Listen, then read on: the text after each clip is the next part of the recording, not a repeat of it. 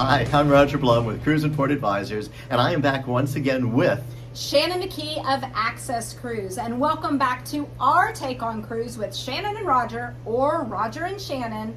Today we are back in Coconut Grove, and actually, talk about my backyard, this is my backyard. We decided to come down here and do a little filming today, and so we wanted to say welcome back. Well, welcome back, and actually Shannon has her two golden doodles. My golden doodle is here, and you'll get to meet them again in a future episode because Yes. Right now they are a little bit too excited. Yes, we're having a doodle party today. But what we wanted to share with you today is we've been talking a little bit about the follow-up from Seatrade. That's right. And the Seatrade is now online, all the online conference sessions. That's right. So for those of you who may have missed a conference session or two, or if you just want to watch Shannon and me one more time, through May 30th, all of the conference sessions from Seatrade Cruise Global are available online. So get caught up on things that you may have missed or been distracted or had a conflict, or like I said, just want to see us again. But you know, what we were also talking about was the fact that Seatrade's all about connections, right? That's about true. people connections. You come there to meet the cruise lines in person, make that personal connection and start building your business relationships. But Seatrade is not the only event. Obviously they have multiple events throughout the year, but there are a lot of regional events that I find just as effective because they're smaller. So as we talked about with Seatrade last year, quality over quantity, there's not as many cruise line executives there, but there's not as many people, so you get a lot of quality time. And it's more focused. So these Yeah. regional conferences are really focused not just on the destinations, but the cruise lines that are operating there. So it's not as many people, which means you get a lot more time with certain people who you want to connect with and have a chance to really network with. Very true. And speaking of, right now as we speak, Cruise Europe, everybody's flying over to Edinburgh, Scotland for Cruise Europe. And then next week is MedCruise. So there's two regional conferences right there, and then you're heading out to Puerto Rico. That's right. Starting June 1st, the FCCA, Florida Caribbean Cruise Association, Shannon and I are both platinum members. They're having a cruise summit in San Juan, and that's just for a few days, but already we know the cruise executives who are coming, and it's a great group of executives. Absolutely. And after that, you can make your way to Portland, Maine, because the Cruise Canada New England Conference is taking right. place in Maine, June 13th through the 15th. And then I think the cruise industry takes a little break for the summer months before it starts all back up again in September. Well, also the cruise industry is really busy. Well, I'm not saying Yeah. they're a little busy, right? With That's their, prime time. Yeah, that's true, right? But then September. That's September. Then we go back to Seatrade Med, which I highly recommend for anybody that may be wanting to target the European cruise lines.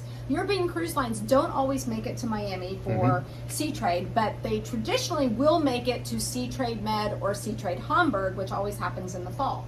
And it's a great conference. The European cruise lines that do come also come with a bigger contingent. So there's a lot more of those European executives there, and it's a great time to connect with them. And it's not just the European destinations. The Caribbean has the Caribbean Village, so the Caribbean is very well represented because it's their opportunity to really network with these European lines. Yes, and then following that, we always have the ATIA, which is the Alaska Travel Industry Association, has their conference. You also have the International Cruise Summit, which David Selby actually leads, and that one usually happens in Madrid sometime in November. I don't have the exact dates. So there are so many regional conferences, including Seatrade. They have Seatrade Asia and South America and Arabia. So there's a lot to choose from. Take a look at what's out there and what would be most meaningful to you. And you don't have to stay within your region.